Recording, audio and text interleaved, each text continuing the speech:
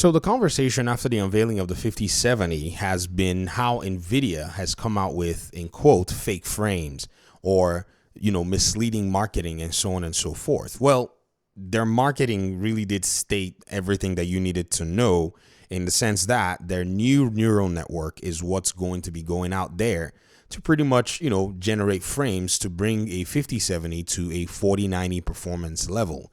Now, I've seen a lot of people say that they have an issue with this. They say they prefer to have the ability to render and rasterize, basically real frames at the end of the day. Nothing wrong with that. In fact, I'm certain that right now we still have the 40 series GPUs that can pretty much show you in reality what it is that you're paying for. And then the 50s GPUs are for maybe people who are coming from the 30 series who want to get something new. They have access to those GPUs as well, and they're going to be upgrades from where they were. Anybody who's going from the 40 to the 50 series is more than likely not going to be gaining much in terms of performance because the performance boost is like 20 to 30%. And NVIDIA is asking a premium for that when you're looking at, say, the 5090 or they're asking for more money. So in case you're wondering, if you bought the 4090, it costs you around $1,700. Some people pay $2,000 for their 4090s. If you want to go to a 5090, you have to pay $2,000. And so that particular move is a high ask for you to basically get a system that's probably going to be 20 to 30% faster on raw rasterization, but then is going to use its neural network capabilities or neural rendering capabilities. I don't know why I said neural network, to go ahead and generate frames in a bigger sense, and also then give you a possible latency potential. So all that being said, the idea here nonetheless is from the side of what PC gamers actually like. I think NVIDIA has basically been able to go down and target that. For most part, it's all about the FPS.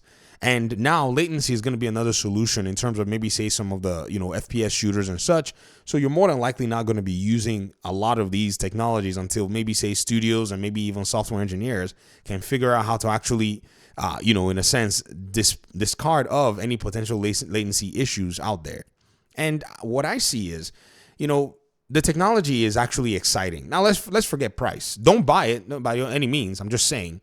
But the technology is actually pretty cool that now you have, in a sense, the pathway to more power efficient devices actually doing much more in terms of their rendering capabilities and in terms of their frame generation capabilities. Could this be basically what is going to carry a lot of developers in today's day and age who are making these much more realistic, much more graphically intensive games because of the demands of their studios, by the way, to basically be able to focus on these games and not worry too much about, these players, are we going to be able to get them all this FPS? Who knows? Is this going to be something where gamers are going to say, well, if they don't basically go ahead and optimize their games properly for even existing hardware that raster frames, is this going to be a challenge in the industry overall where developers who have already found it very difficult to even take the time to optimize their games because, it's much more financially expedient that they bring their games out and launch it in broken states in many cases. Is this going to make that problem worse? There's a likelihood for that as well. But then at the end of the day, you really have to go ahead and say, NVIDIA their job here is they're trying to provide solutions at the end of the day. It's the developers and the publishers who have the responsibility at the end of the day to go ahead and make sure that their games launch in very good states. There are developers who are not even concerned or can be bothered as to what the technology is going to be.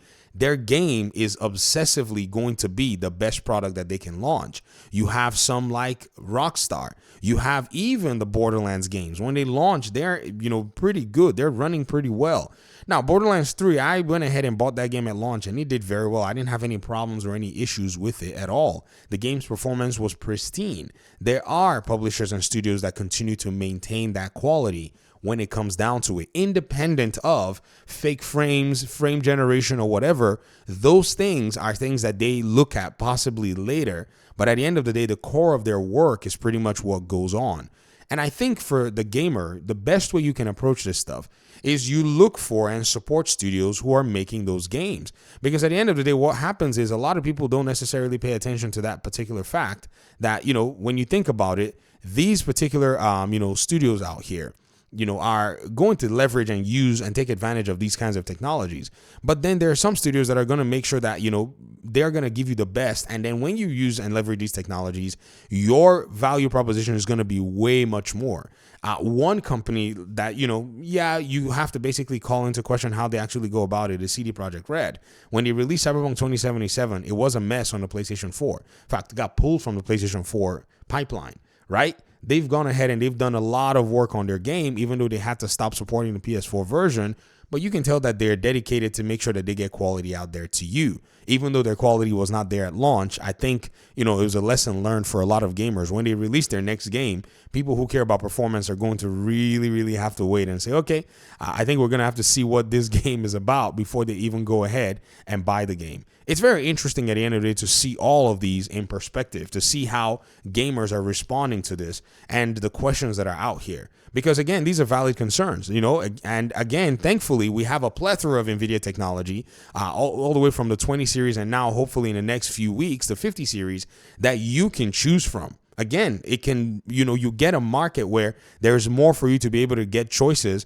And again, the thing that a lot of people are not thinking about is how these prices are going to create a downward pressure on the 40 series. And this is where, the PC market really does excel at. Because the downward pressure in terms of that is basically going to create something that is quite unique that you're not going to see in many industries, and give potential for a lot of people to be able to get into PC gaming for very cheap. That is, in my opinion, where I see an advantage too from the fiscal side and the economic side.